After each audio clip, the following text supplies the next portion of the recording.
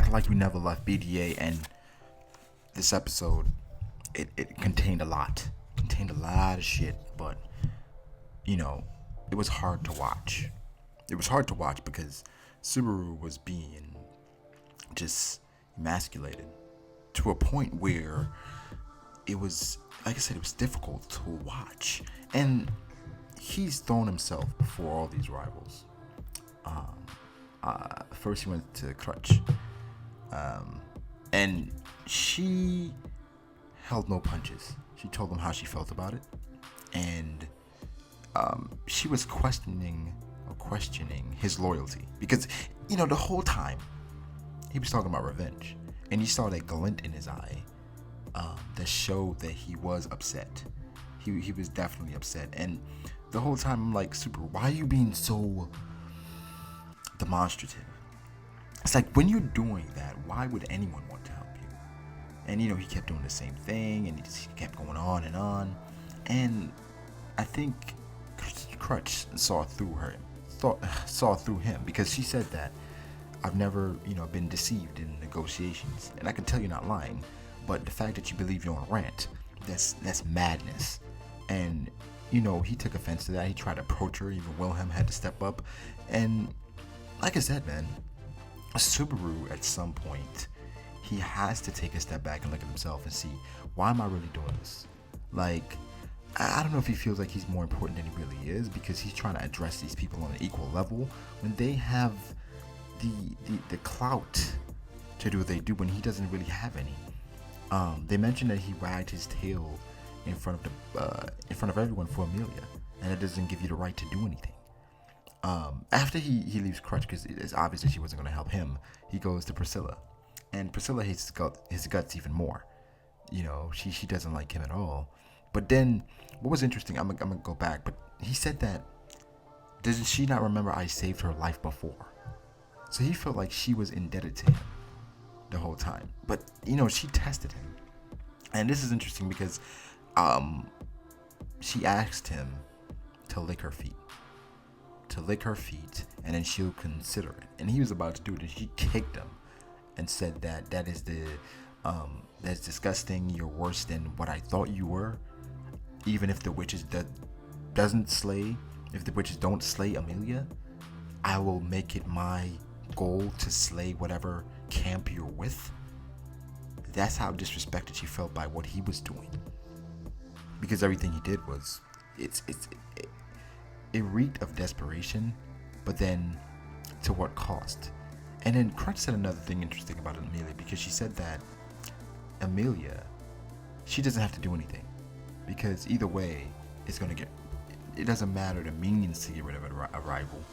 The rival is going to be gone anyway. So it's just like, the fact that she said that kind of rubbed Subaru the wrong way. He didn't appreciate that at all.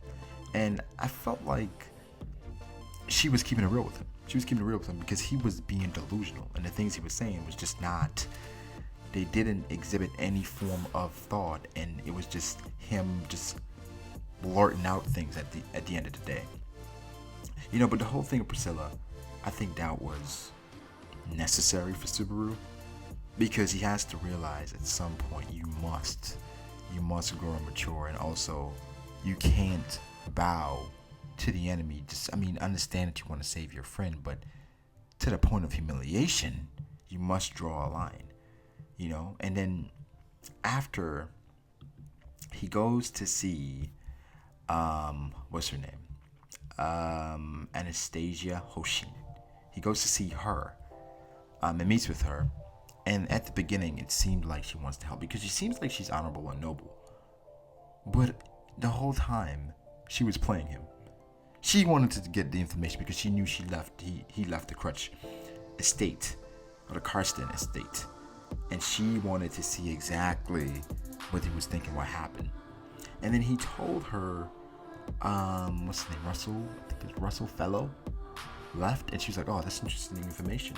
She did get him a dragon carriage, but he knew at the end that she was using him. She even said this: you should always come prepared to a negotiation, and what you lack is not trying to see what the other person wants. All you do is want.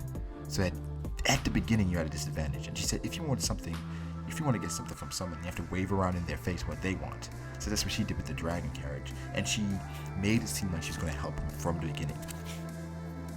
And that just lulled him to sleep, gave her all the information, and then she was his bitch.